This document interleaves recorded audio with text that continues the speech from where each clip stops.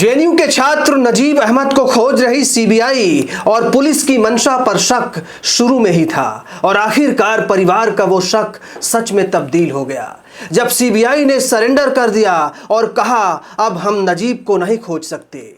नजीब की मां कहती हैं कि मेरे नजीब को गायब हुए 9 साल से भी ज्यादा हो गए, लेकिन जिस लापरवाही के साथ पहले दिन से दिल्ली पुलिस और सीबीआई ने काम किया उसका ही नतीजा है कि कोर्ट ने सीबीआई की क्लोजर रिपोर्ट को स्वीकार कर लिया। बात काफी हद तक सच भी है क्योंकि अदालत जांच नहीं करती, जांच का काम जांच एजेंसियों का है, अमित शाह की पुलिस और सीबीआई का। अगर दिल में ईमान और नजर में न्याय की भूख हो तो मिट्टी से भी सबूत मिल जाता है और सीबीआई सबूत जुटाती, दोषियों का गिरेबान पकड़कर अदालत लाती और कहती मी लॉर्ड ये हैं मुल्जिम, इन्हें सजा दो। ऐसा लगता है कि दिल्ली पुलिस और सीबीआई नजीब को खोजने के लिए नहीं बल्कि सबूत छुपाने और मिटाने में जुटी थी। ये बात क्यों कही जा रही है, इसकी पूरी क्रोनोलॉजी समझिए।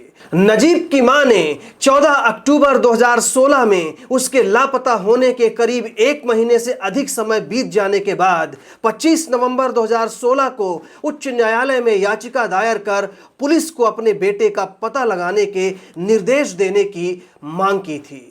उच्च न्यायालय ने तत्काल दिल्ली पुलिस को युवक का पता लगाने के लिए सभी कोणों से जांच करने और राजनीतिक बाधाओं को पार करने का निर्देश दिया था और यह भी कहा था कि कोई भी व्यक्ति राष्ट्रीय राजधानी से यूं ही गायब नहीं हो सकता। लेकिन नजीब के लापता होने के करीब 7 महीने बाद भी दिल्ली पुलिस को उसके बारे में कोई जानकारी नहीं मिली।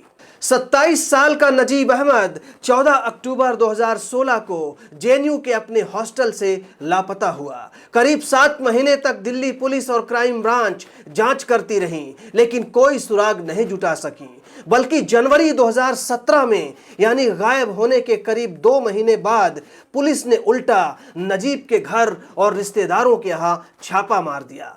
बदायूं में घंटा घर निवासी उनके नाना इफ्तिखार उद्दीन और उनके एक और रिश्तेदार के घर पुलिस ने तलाशी ली। बाद में परिवार ने कहा कि उन्हें परेशान किया जा रहा है। नजीब का 1 महीने से ज्यादा समय तक पता नहीं चल पाया। तब 25 नवंबर 2016 को उसकी मां फातिमा नफीस ने दिल्ली हाईकोर्ट का दरवाजा खटखटाया। हाईकोर्ट ने दिल्ली सरकार और पुलिस से जवाब मांगा। दिल्ली हाईकोर्ट में याचिका दायर होने के 3 दिन बाद पुलिस ने नजीब अहमद की सूचना देने वाले को इनाम की राशि बढ़ाकर 10 लाख कर दी। पुलिस नजीब के बारे में कोई सुराग पाने में फेल रही। 28 नवंबर 2016 को हाईकोर्ट ने दिल्ली पुलिस को फटकार लगाते हुए कहा कि कोई व्यक्ति राष्ट्रीय राजधानी के बीचों बीच से कैसे गायब हो सकता है। 13 फरवरी 2017 को नजीब अहमद के परिवार ने दिल्ली उच्च न्यायालय में याचिका दायर कर गुमशुदगी के मामले को किसी अन्य एजेंसी को सौंपने की मांग की। 16 मई 2017 को दिल्ली हाई कोर्ट ने नजीब को खोजने का मामला सीबीआई को सौंप दिया और कहा कि जांच की निगरानी सीबीआई के किसी अधिकारी को करनी है जो डीआईजी रैंक से नीचे का न हो।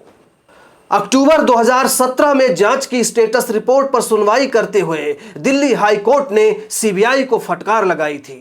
कोर्ट ने टिप्पणी की थी कि मामले की जांच में सीबीआई की ओर से दिलचस्पी का पूरी तरह अभाव रहा है। जस्टिस जीएस सिस्तानी और चंद्रशेखर की पीठ ने कहा कि इस केस की जांच में किसी रूप में कोई परिणाम नहीं है, साथ ही कागजों पर भी कोई नतीजा नहीं निकला है। कोर्ट ने सीबीआई के अदालत में रखे गए तथ्यों और उसके स्टेटस रिपोर्ट में विरोधाभास मिलने पर भी कड़ी टिप्पणी की थी। सीबीआई ने मामले में संदिग्ध छात्रों के फोन कॉल और मैसेज के विश्लेषण के आधार पर स्टेटस रिपोर्ट तैयार की थी।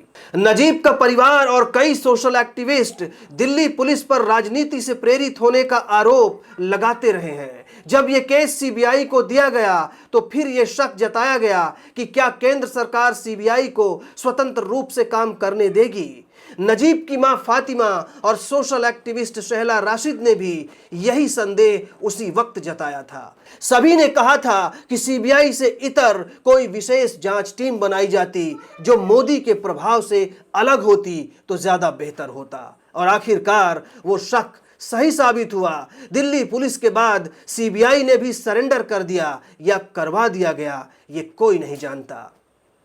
बदायूं का रहने वाला नजीब अहमद जेएनयू में बायोटेक्नोलॉजी का छात्र था। 14 अक्टूबर 2016 को जेएनयू से गायब हो गया था। एक दिन पहले ही उसका अखिल भारतीय विद्यार्थी परिषद के छात्रों के साथ कथित तौर पर झगड़ा हुआ था और उसे पीटा गया था। ये सब जानते हैं कि अखिल भारतीय विद्यार्थी परिषद आरएसएस और सत्तारूढ़ भारतीय जनता पार्टी से जुड़ा छात्र समूह है। सीबीआई ने कोई सबूत नहीं मिलने का दावा करके 2018 में ही कोर्ट में क्लोजर रिपोर्ट लगा दी थी, जिसे इसी साल 30 जून को अदालत ने मंजूर कर लिया।